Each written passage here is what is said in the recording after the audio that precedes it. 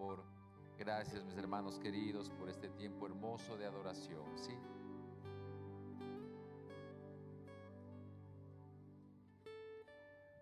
El tema que vamos a tratar ahora es después de la crisis. ¿Qué hacer después de la crisis? Tenemos que manejarnos los datos de tal manera que seamos sabios en el manejo de la información. ¿Qué deberíamos hacer nosotros? ¿Qué deberíamos como país desarrollarlo? ¿Cuál sería nuestra responsabilidad como nación y como iglesia? No podemos nosotros tomar decisiones como al apuro. No podemos tomar situaciones que nos parezca que a nosotros se nos ocurra sin realmente considerar lo que Dios quiere hacer. La Biblia, hermanos queridos, tiene una característica especial. La Biblia muestra a lo largo de toda su esencia dos posiciones. Una posición cuando el hombre llega a su clímax de la bendición, cuando se encuentra todo en la mejor situación, cuando llegamos a la situación realmente de plenitud, ahí se prueba la integridad de las personas. Pero también en el otro extremo, cuando hay una crisis extrema, cuando hay dolor, hay muerte, hay guerras o lo que a nosotros nos ha pasado, ahí también es necesario verificar, ver cómo vamos a reaccionar, porque también se va a probar la integridad de las personas. En los dos extremos, en la parte positiva, que todo nos parece lindo y bueno, se prueba también la integridad, como también en las otras áreas. ¿Cómo vamos a nosotros a resolver una situación de lo que nos ha pasado? ¿Qué deberíamos aprender de la crisis? ¿Cómo deberíamos reaccionar frente a las situaciones que estamos pasando? ¿Qué va a pasar después de? ¿Qué va a pasar después de esta situación tan difícil? En el año 2011 hubo 15.798 terremotos. En el año 2012 hubo 12.548 terremotos. En el año 2013, 11.341 terremotos. En el año 2014, 16.674 terremotos. En el año 2015, 10.700 terremotos. Uno de ellos fuerte en la escala Richter de 8.4 que fue en Chile. Tan fuerte fue su magnitud que dicen los expertos que el eje de la Tierra tuvo que girar un poco. En el año 2015, en el mes de abril, en Nepal, hubo también un terremoto y murieron 9.018 personas. En el año 2004, en Indonesia, recuerden ustedes esa situación tan terrible que fue, murieron 492.866 personas, casi medio millón. En el año 2010, en Haití, parte de nuestro continente, murieron 316.000 personas. La gente dice que la historia de las naciones, la historia del planeta Tierra, es la historia de terremotos, de desastres naturales. Y tanto lo impulsan de esa manera que consideran que es normal que sucedan terremotos, normal que sucedan tragedias de esta naturaleza. Pero cuando se las vive como nosotros lo estamos viviendo, no es tan fácil, porque hay muchas incógnitas, muchas preguntas que se presentan en estas situaciones donde se dice, bueno, por una parte, Dios, ¿qué pasó? ¿Por qué esas muertes tan terribles? ¿Por qué niños sin padres? ¿Por qué murieron los niños? ¿Por qué la muerte? ¿Por qué la destrucción? ¿Cuánto nos vamos a demorar como país para volver a la normalidad? ¿Cuántas situaciones vamos a tener que enfrentar?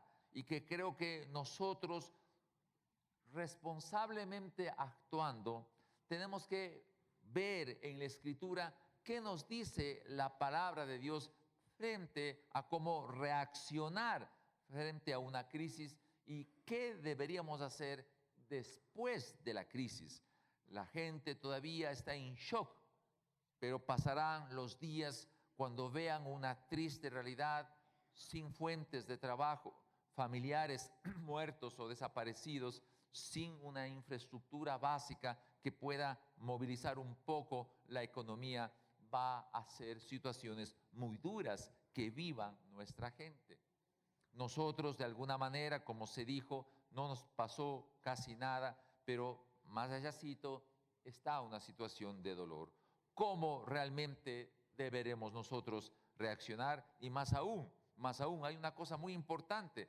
La Biblia narra diferentes desastres que han sucedido en la historia bíblica. Y esos desastres muestran de parte de Dios que Él quiere hablarnos. Cuando hay éxito, cuando hay realmente plenitud y todo está bien, Dios susurra al ser humano. Pero cuando hay crisis como las que estamos hablando, Dios lo grita. Cuando Dios grita, implica que hay que hacer cambios en nuestra condición. La gente todo lo lanza como un asunto técnico, pero no se da cuenta la gente que hay un principio universal mantenido en la Escritura, donde la Biblia conecta al Dios, a la Trinidad, con el ser humano y con su hábitat. Hay un nexo entre estos tres elementos. Repito, la Trinidad, Dios Padre, Dios Hijo, Dios Espíritu Santo, la raza humana y el planeta Tierra, la naturaleza. Hay una conexión directa, hay una relación biunívoca entre Dios y el hombre con Dios, el hombre con la naturaleza y la naturaleza con el hombre, Dios y la naturaleza con Dios en una relación biunívoca. Tal es así que cuando Adán pecó, recuerden ustedes la historia, cuando Dios se acerca, le dice a Adán: por haber hecho caso a tu mujer, maldita sea la tierra por tu causa. Maldita sea la tierra por tu causa, y la tierra te producirá espinos y abrojos. Cuando Dios expresa esto con el poder de su palabra, el mismo poder que hizo posible que se creen los cielos y la tierra, el mismo poder que señaló que la tierra será maldita por tu causa, la ley que Dios plantea en ese momento es que hay una conexión entre el hombre y su vida moral y su vida ética respecto a lo que sucede en el planeta Tierra. Entonces está conectado, está entrelazado. No podemos divorciar, no podemos aislar. Yo no puedo decir que hago lo que me da la gana si no estoy afectando a la naturaleza donde yo vivo. Todo está conectado.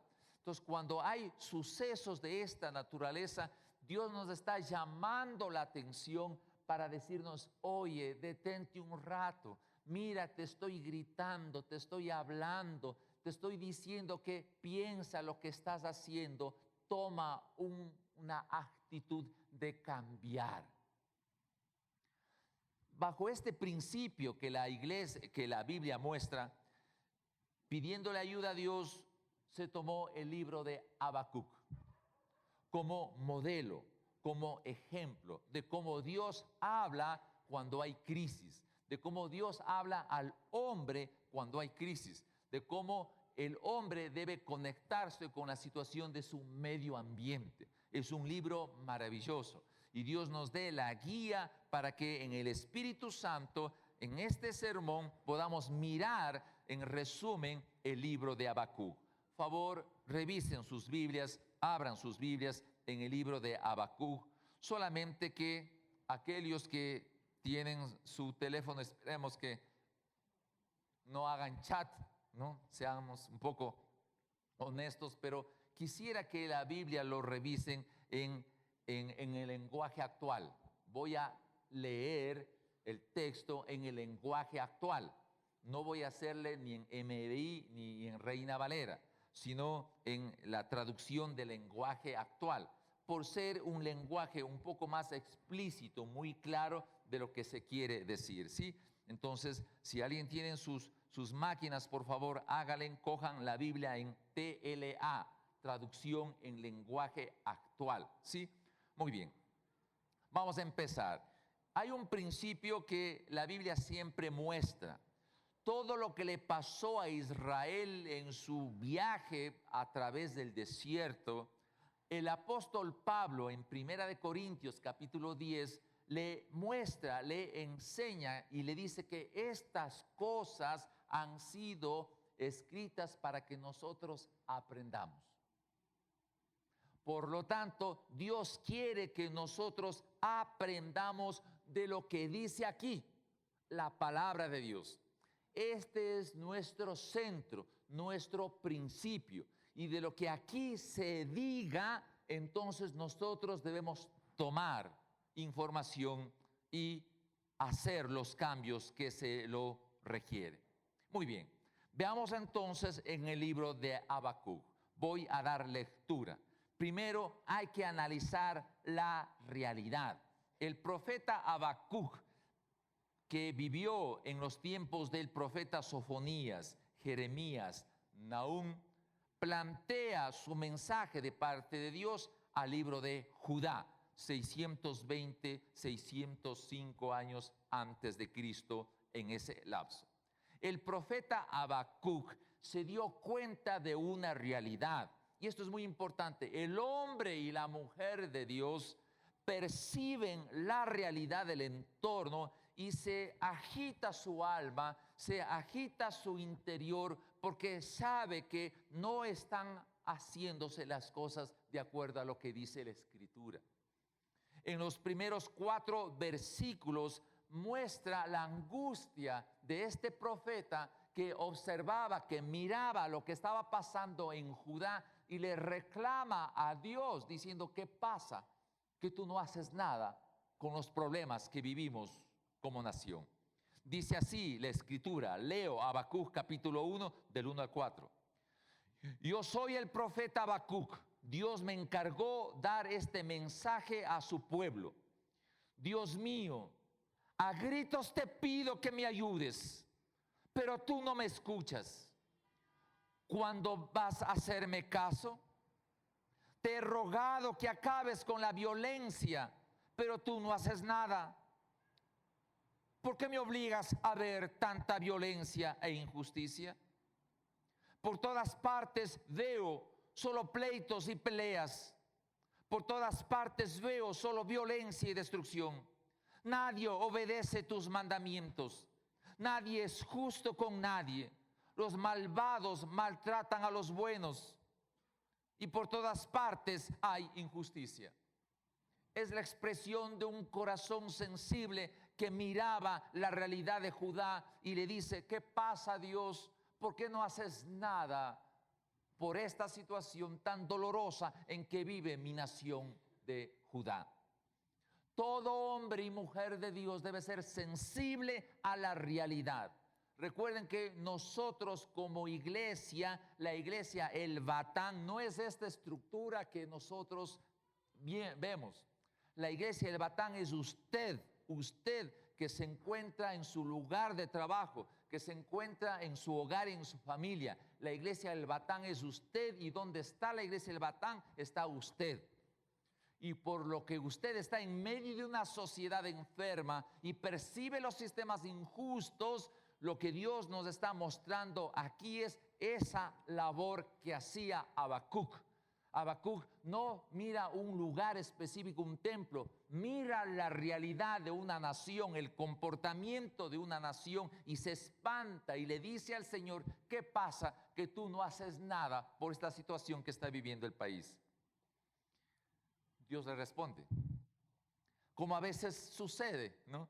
Que hablamos a Dios y parece que Él no responde, que hay silencio y nos desesperamos. Pero miremos cómo es la forma como responde Dios. Quiero insistir en este concepto bíblico de que Dios siempre analiza una persona, un pueblo, una nación, naciones, tierra, Dios. Siempre le conecta. Nunca trabaja Dios aislado. Siempre le conecta mi conducta con mi pueblo, con mi nación, con las otras naciones y con la tierra. Y mi relación personal con Él. Dios responde, verso número 5. Dice, fíjense en las naciones. Miren lo que sucede entre ellas. Lo que pronto va a haber los dejará con la boca abierta. Si alguien les contara esto, ustedes no podrían creerlo. Voy a hacer que los babilonios se dispongan a atacarlos. Son un pueblo muy cruel y recorren el mundo para adueñarse de tierras ajenas. Para ellos solo vale su ley y solo importa su honor. Son un pueblo terrible. Sus caballos y sus jinetes vienen galopando desde muy lejos. Son más veloces que los leopardos y más feroces que los lobos nocturnos. Se lanzan sobre sus enemigos como el águila sobre su presa. A su paso lo destruyen todo y a su paso siembran el terror. Y los prisioneros que toman son tantos como la arena del mar. Se ríen de los reyes y gobernantes, se burlan de sus murallas, construyen rampas de arena para conquistar sus ciudades. Son como un viento violento que llega, golpea y se va, pero son culpables de un gran pecado. No tienen más Dios que de su fuerza. Imagínense el pobre Habacuc cómo se quedó. ¿Cómo es eso? El profeta Habacuc dice que tú quieres utilizar una nación tan mala, peor que nosotros, y así hacer juicios sobre mi nación. ¿Vas a usar a una nación cuyo Dios es sus fuerzas armadas para destruir mi país? Es la pregunta que se hacía el profeta. Y aquí hay una aplicación. Dios siempre juzga a las naciones que tienen como Dios sus fuerzas armadas. Qué tremendo. Hay naciones hoy que crean que su Dios son su poderío militar. Esa es la enseñanza que está hablando la Escritura. Porque Dios aprovecha la situación de Judá y lo vincula con el resto de naciones y va a utilizar a una nación peor que Judá para ejercer su juicio sobre Judá, pero a su vez castigar a esta nación. Mire lo que sucede con Habacuc. Verso 12. Yo, Habacuc, digo, Dios de Israel, tú eres un Dios santo, siempre has existido y no nos dejas morir, porque eres nuestro refugio. Sé que usarás a Babilonia solo para castigar a tu pueblo. Tú no soportas la maldad, ni aceptas el pecado. No te callas, no te quedes callado. No permitas que los malvados maten a quienes somos buenos. Mira la actitud del profeta.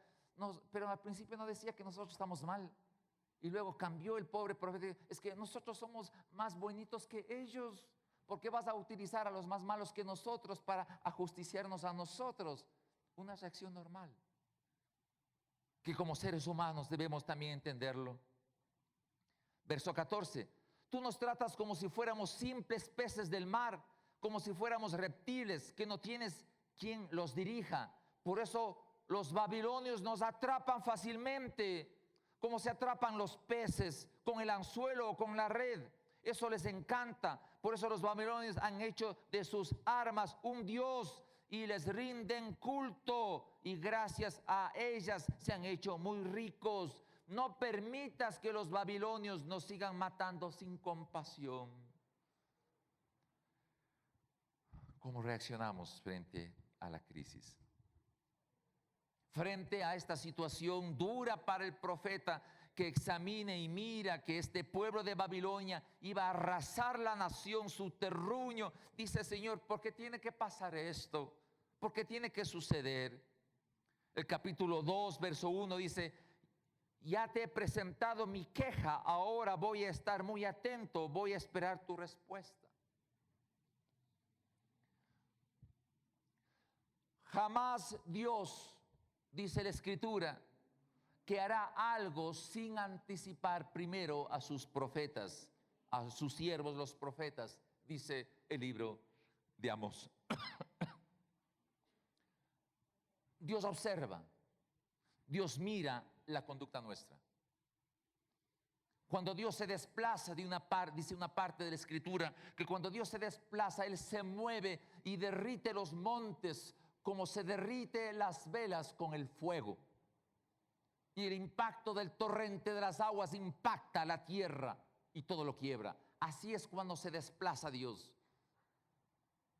Frente a esa situación, el profeta quiere una respuesta de Dios.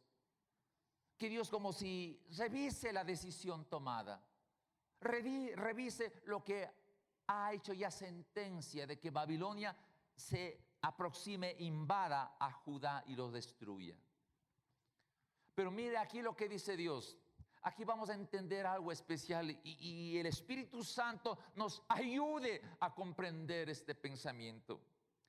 Porque a veces nosotros no distinguimos el concepto puro y santo de lo que es Dios y analizamos nuestras cosas y decimos, nosotros no somos tan malos.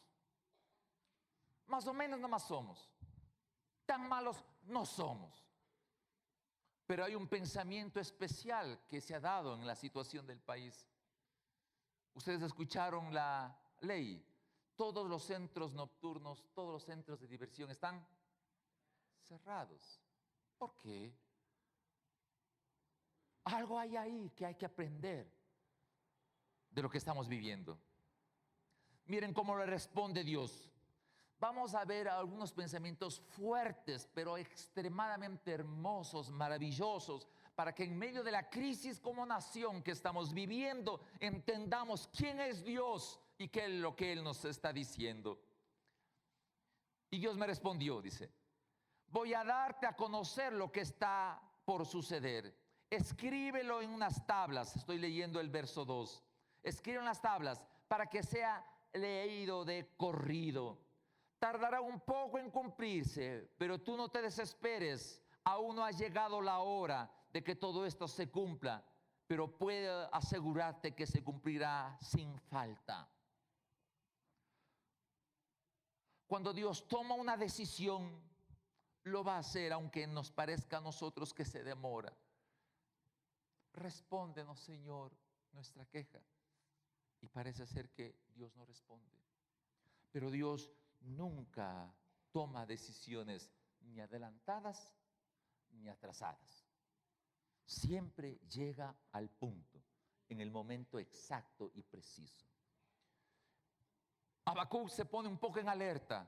Me dice Dios que escriba esta visión de lo que va a suceder. Pero ¿acaso yo no clamo a ti, Dios mío, que no hagas una situación así? ¿Cómo vas a usar a un pueblo tan duro, tan despiadado para destruir mi nación? ¿Acaso no estoy pidiéndote a ti que por favor comprendas? ¿Acaso mi ruego no sirve de algo? ¿Qué nos puede pasar a nosotros? Pero mire lo que dice Dios. Verso 4. Esos babilonios son muy orgullosos, pero ustedes que son humildes vivirán porque confían en mí. Este es el verso clave del capítulo 2. En otra versión dice, el insolente tiene el alma torcida, pero el justo vivirá por fe. Entonces Dios le revela un secreto de su corazón. Amada iglesia, por amor a Dios, entienda.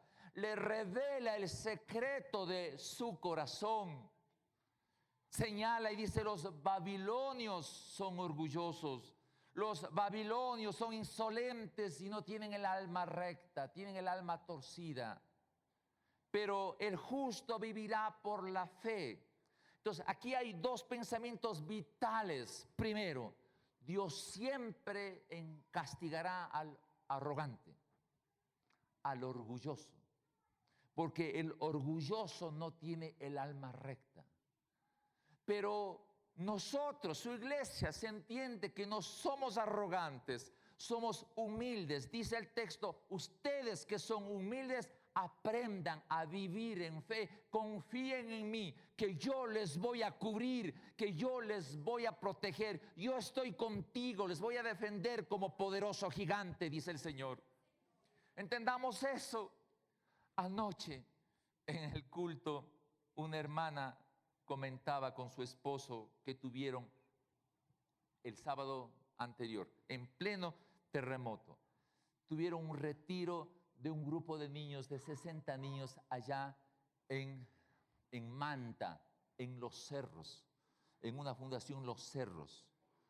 Estaban ahí en una reunión cuando vino el terremoto y todo se movió. Los Cerros es un lugarcito, como el nombre me lo indica, un poquito alto, en Manta, donde se puede divisar la parte de la ciudad abajo.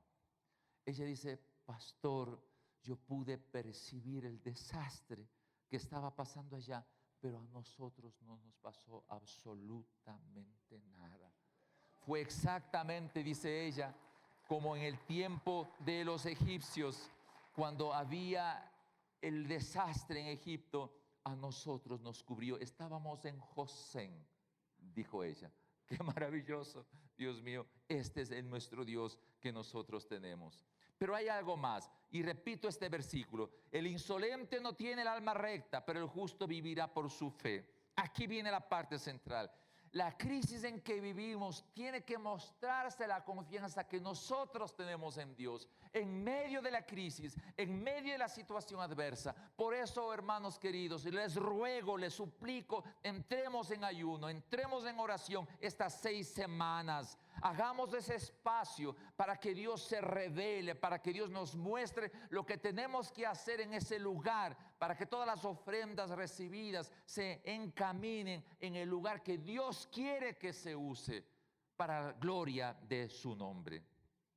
Verso número 5. Los babilonios son orgullosos, son traicioneros como el vino, su hambre de poder los hace conquistar naciones y pueblos enteros. Son como la muerte que siempre quiere más, son como la tumba que nunca está satisfecha. Pero un día serán humillados, las naciones se burlarán de ellos y les cantarán esta canción. Es interesante que Habacuc era músico. Y dice: y les cantarán esta canción. Por favor, mire lo que hace Dios. ¿Cuál es la canción de Dios para Babilonia? ¿Qué tal, qué mal te va a ir, Babilonia? Te hiciste rica con lo ajeno. ¿Cuándo vas a dejar de robar? El día que menos lo esperes, tus víctimas te vendrán a ti y te harán temblar de miedo y te quitarán todo lo que tienes. ¿Qué va a pasar, hermanos queridos, en este tiempo? Lamentablemente va a haber gente que se va a enriquecer a causa del dolor ajeno. ¿Hay eso ahora? Habrá gente que se quiere enriquecer usando el dolor ajeno. ¿Qué dice el texto? Dice el texto muy claramente que aquellos que se enriquezcan de manera ilícita serán quitados. Y la revelación nos muestra que podemos decretar y decir que toda aquella persona que tenga negocios y que abuse de la situación en que se vive y se enriquezca, se va a quedar peor su situación, va a ser desastrosa. Eso es una muestra cómo debemos nosotros manejar la crisis y después de la crisis, donde realmente se ve la integridad, el nivel del espíritu que nos está guiando a nosotros como persona.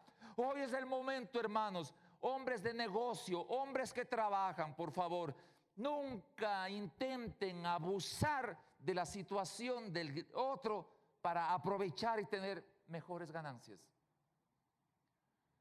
Y aquí expreso con todo mi corazón lo siguiente, y le digo: en el nombre de Dios, cerremos la boca. Ese es el momento de estar unidos, no insultarnos los unos a los otros. El gobierno tiene sus responsabilidades, ¿verdad? Grandes recursos están viniendo al gobierno. Si el gobierno actúa bien, gloria a Dios, y hay que orar en ese sentido. Pero si no actúa bien, el juicio vendrá de manera directa. Porque qué terrible sería que se use el dinero con fines diferentes.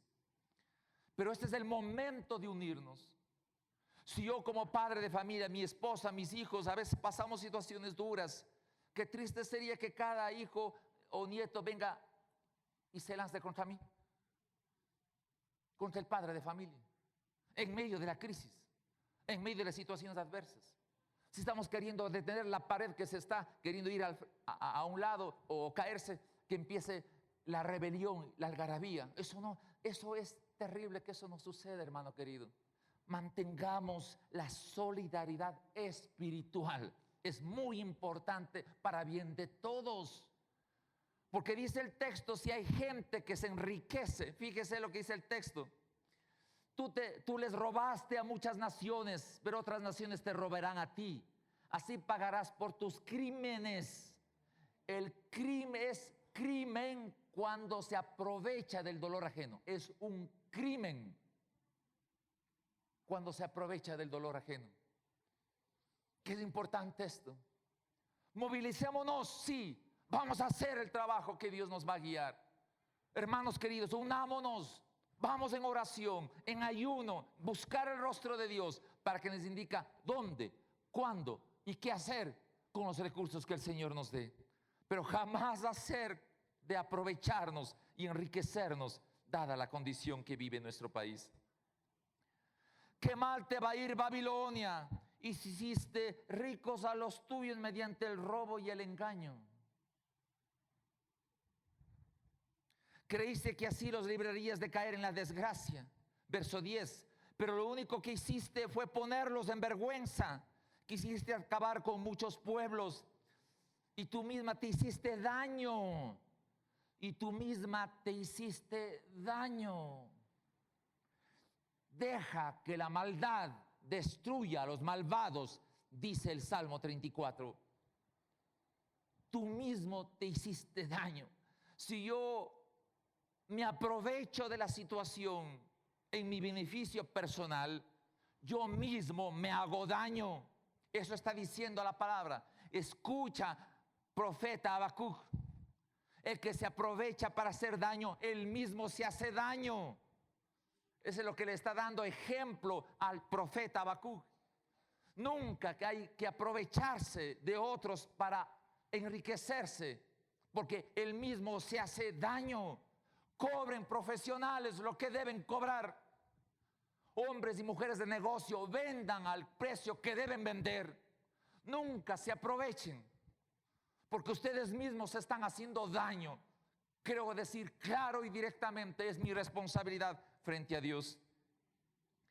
¿Qué mal te va a ir Babilonia? Has construido tus ciudades mediante el crimen y la violencia. Crimen es robo. Construir con sobreprecios es crimen. Eso dice la enseñanza bíblica. Crimen es robar. Construir con sobreprecios es crimen. Fíjese qué tremendo que es esto. Pero yo soy el Dios de Israel y de nada va a servirte todo lo que has hecho. Yo te quemaré por completo. Así como el agua llena los mares, también la tierra se llenará de gente que reconozca mi poder. Déjeme leer 14.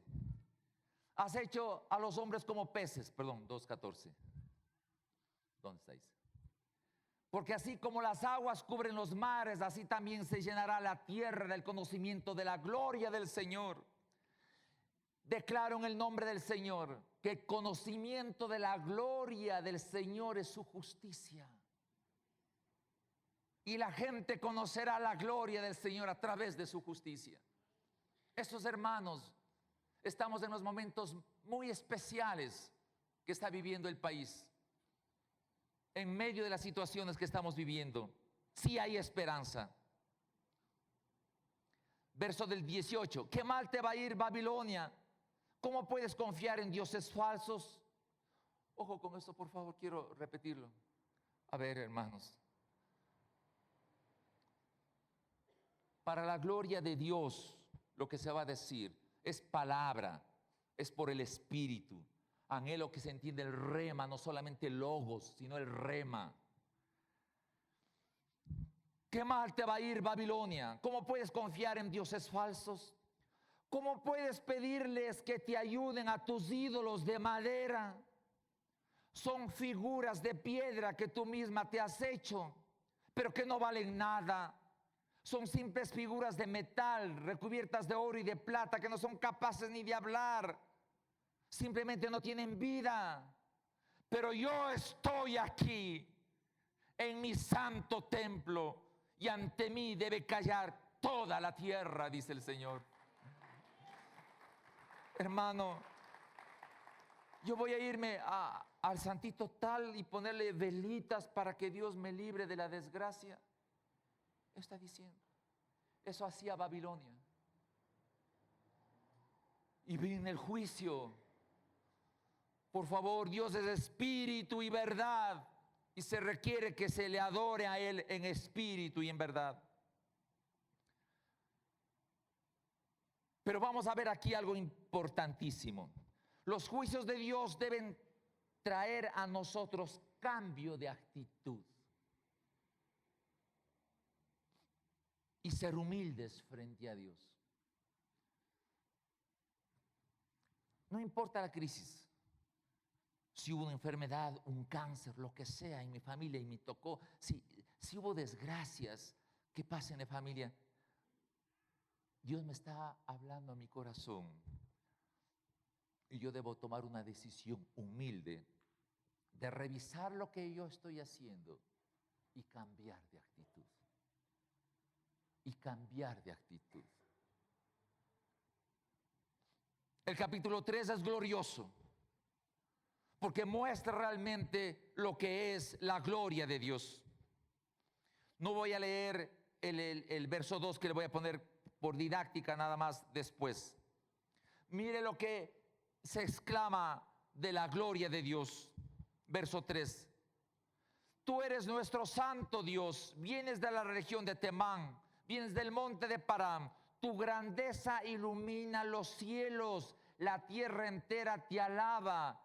Un gran resplandor te rodea, de tus manos brotan rayos de luz al ver tu poder escondido. Y se manifiesta en las leyes de la naturaleza. Es tremendo cómo se ha despedido en este terremoto luces que encendieron el ambiente que mucha gente pensaba que venía el apocalipsis.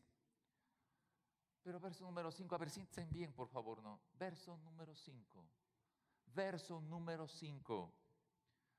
Plagas terribles anuncian tu llegada. Vas dejando en el camino graves enfermedades. ¿Qué pasa después de un terremoto? ¿Hay enfermedades? ¿Hay posibilidad de enfermedades? Dice el texto. Versos 6 y 7. Cuando tú te detienes, la tierra se pone a temblar. Cuando miras a las naciones, todas ellas se llenan de miedo. Los cerros se desmoronan. Las antiguas montañas se derrumban. Hasta he visto temblar de miedo a la gente de Cusán y de Madián. Porque tú has vuelto a actuar. Dios tiene control, hermano querido, de los relámpagos, de los rayos, de las plagas, de las enfermedades, del fuego, de terremotos, de temblores, inundaciones, de guerras y de conflictos. Dios es Dios, Él es soberano. Todopoderoso es Él y su gloria se manifiesta por siempre. Lo que está diciéndole a Habacuc es: oye, yo soy Dios, yo tengo el control de todo. No te preocupes, tú que me estás diciendo que no me estoy preocupando por tu nación. Yo soy Dios, yo soy soberano, yo conozco todo. Antes de que tus bocas salga palabras, yo ya conozco todo, dice un salmo así. Entonces el pobre Abacús se empezó a dar cuenta la grandeza de Dios. Verso 10, cuando las montañas te vieron, temblaron de miedo. Las nubes dejaron caer su lluvia y el mar rugió con furia. Aquí están los tsunamis. Sus grandes olas se elevaron al cielo. ¿Qué manera de escribir? Por favor, 600 años antes de Cristo. Ay, ya le reconocí a usted. Pero tú te enojaste y recorriste la tierra, y tu enojo aplastaste naciones. Saliste a rescatar a tu pueblo y al rey que tú elegiste. Saliste a rescatar a tu pueblo y al rey que tú elegiste. Esto es tremendo. Que Dios permita entender eso. Que podamos entender, gobierno, nación, este concepto. ¿Qué sucedería cuando se diga esto? Saliste a rescatar a tu pueblo y al rey que tú elegiste y al gobernante que tú elegiste. Qué tremendo que es esto. Verso 15. Montaste en tus caballos y marchaste sobre el agitado mar. Cuando escucho todo esto, me tiemblan los labios y todo el cuerpo siento que mis huesos se desmoronan y que el suelo se hunde bajo mis pies. Pero yo espero con paciencia el día que castigarás a los que ahora nos atacan. Qué tremenda vivencia del profeta. Se presentó delante de Dios. El profeta pudo ver la soberanía de él, su poder, su gloria. Y tuvo que aceptar que él tenía al principio una desviación en su concepto de lo que era el juicio. Y logra aprender. Qué manera de enseñar Dios al profeta. Qué manera de enseñarnos a nosotros. Qué manera, hermano querido. Déjeme hacer un ejercicio. A ver, 2 varones, ¿pueden venir 2 varones ahorita? Rapidito, venga 2 varones, ¿sí? Hay solo uno. Qué terrible, ¿no? ¿Qué será cuando venga una situación difícil? ¿Iré? No iré. ¿Se da cuenta de lo que somos? Qué difícil. Déjeme ponerle, preste la mía, coge su mano ahí. Ahora quiero otros 2 varones acá.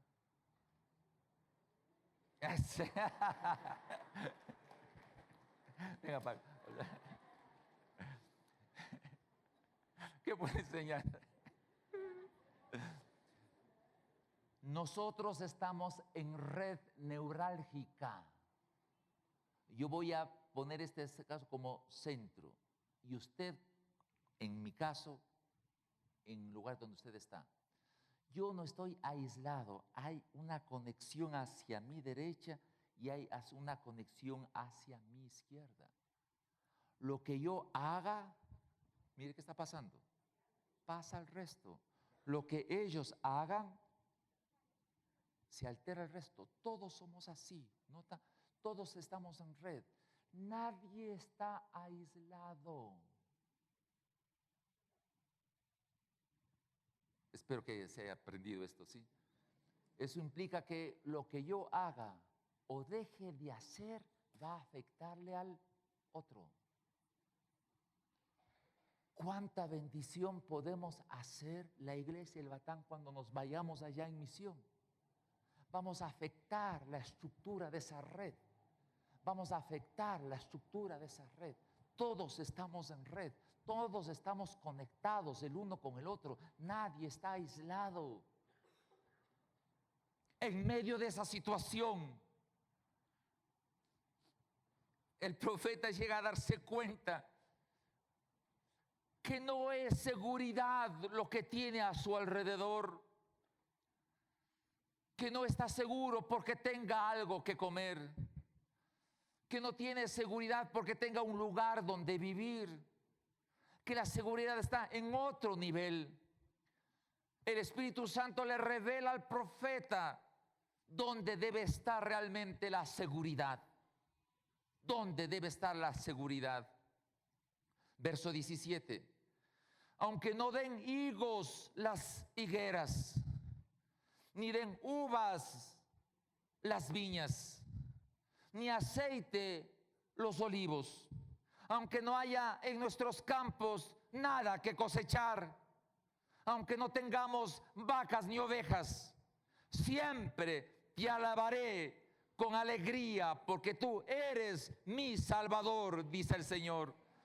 No importa, hermano, no importa mi entorno, no importa las circunstancias, por más dificultades que se tenga, si no hay ni siquiera que comer, si no hay cosecha que cosechar, si no hay vaquitas en los corrales ni ovejas en los apriscos, si no hay olivos ni uvas ni higos, en medio de ese todo, tú eres mi salvación, tú eres mi sostén, tú me sostienes a mí, yo no te sostengo a ti, yo no te sostengo a ti.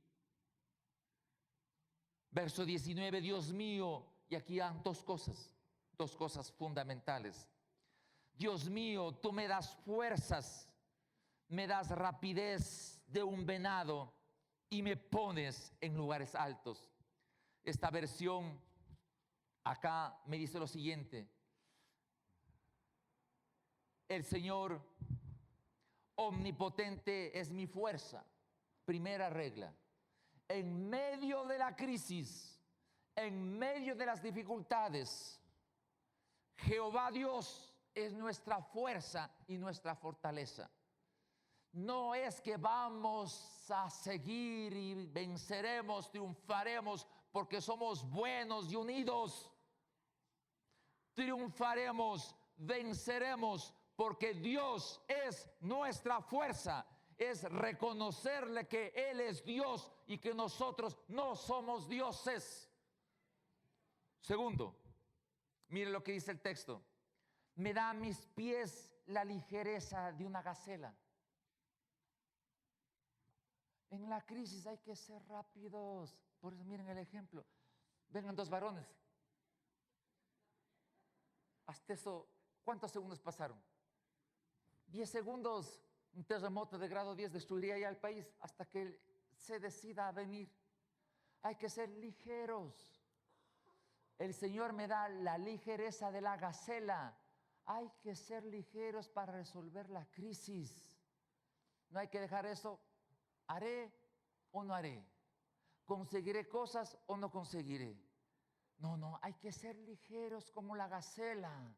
Tenemos que ponernos pilas, tenemos que coordinar, tenemos que planificar, tenemos que trabajar. Hay que ponernos ligeros como la gacela. Esto es una necesidad importante. Y cuando hay la una y la otra, fuerza y ligereza en la crisis, el efecto es la tercera parte. El efecto, dice el texto: y en las alturas me haces andar. Si yo tengo una carga acá, ¿cómo voy a andar? Así, ¿verdad? No voy a ver arriba, no voy a ver a los costados, no voy a poder. La carga, la crisis me impide ver por dónde debo ir. Me aplasta, me destruye, me agobia. Pero aquí me dice: si mi fuerza es en Jehová, voy a andar ligero y me hará subir a las alturas y veré desde arriba la situación. Ya, acá hay que hacer, acá hay que trabajar. No es aquí, es en este lugar que hay que hacer. Por eso el ayuno y la oración nos permitirá a nosotros elevarnos en las alturas y ver dónde debemos ir, cómo debemos ir, qué debemos hacer para que no se desperdicie el recurso. No podemos desperdiciar el recurso. Tenemos que ser eficientes, tenemos que ser eficaces en el proceso que tenemos que seguir, hermano. Amén, hermano. Vamos entonces a concluir con una oración. Amado varón, damita preciosa, en estas 3 semanas va a coger usted la fundita de arroz y va a decir, en el nombre de Jesús, este arrocito sirva para la persona adecuada, ¿sí? Sirva a la persona que requiere realmente. Que esta medicina, que este saquito que me gusta a mí, que está nuevito, que sirva a esa persona. Coja cada cosa que va a preparar y bendígale. Ponga la marca del perfume, del olor a Dios en lo que va a dar. No dé por dar. Ponga con su marca. Perfume lo que va a dar. Póngale buen olor a lo que va a dar. Llénele de olor agradable a lo que va a dar, para que sea la honra para Él. Amén. Padre querido, con todo el corazón queremos, Señor, darte gracias por este tiempo que nos has dado. Gracias por tu libro, Habacuc, Señor. Gracias porque nos has permitido entender cómo tú operas, cómo tú, Señor, haces tus juicios santos, exactos, perfectos, pero también nos muestras cuál es la radiografía, Señor, de Judá y de Babilonia. Ayúdanos, Señor, prepáranos en estas 6 semanas de ayuno y oración. Prepáranos para que a través de este libro de Habacuc y de Sofonías podamos comprender, Señor, un capítulo por semana. Aliméntanos, Señor, que haya tu palabra, el Logos, el Rema, Espíritu Santo, cambia, transforma nuestras vidas,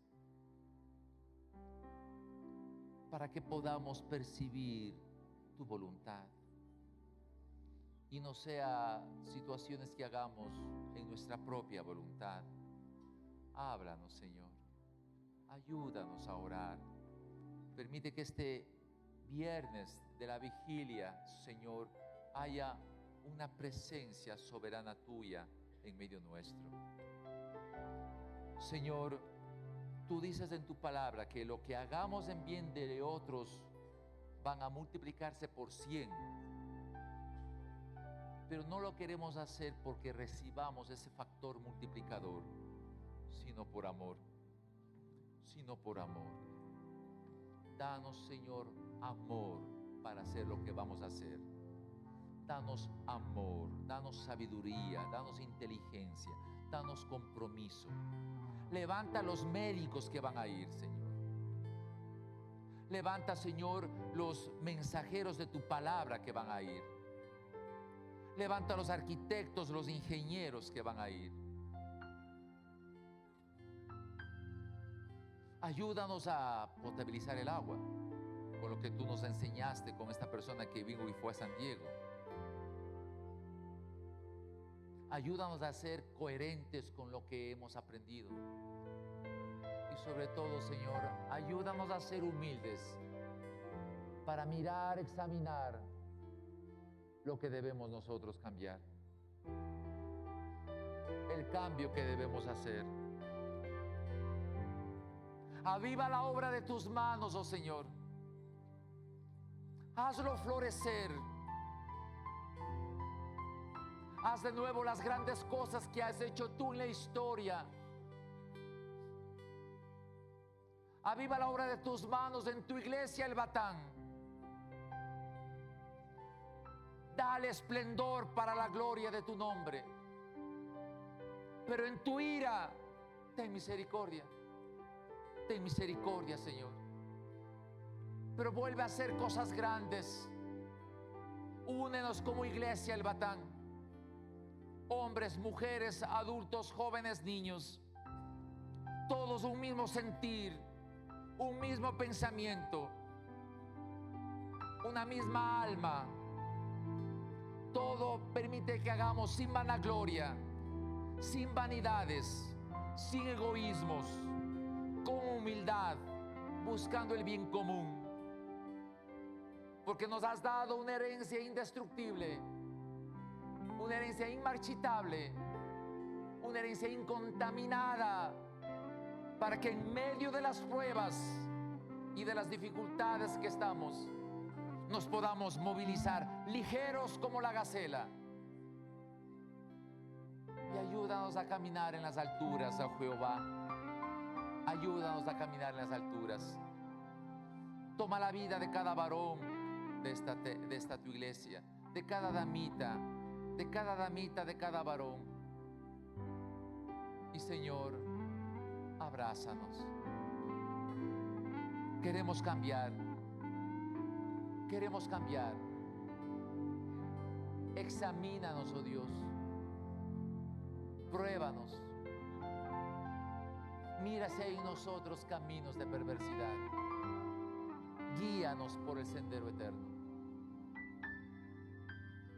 Gracias, glorioso Dios, que tienes control de los rayos, de los relámpagos. Gracias, poderoso Dios, que tienes control sobre las aguas y los mares. Gracias, poderoso Dios, que tienes control sobre los terremotos y temblores. Gracias, poderoso Dios, que tienes control sobre las guerras, la muerte y la destrucción. Úsanos, Padre, a este pueblo tuyo, que humildemente aceptamos que el justo por la fe vivirá. Te adoramos, Señor, con todo el corazón. Te damos gloria y honra, Señor, a ti y solo a ti. En el nombre de Jesús. Amén. Amén. Vamos a ponernos de pie y cantar esta alabanza.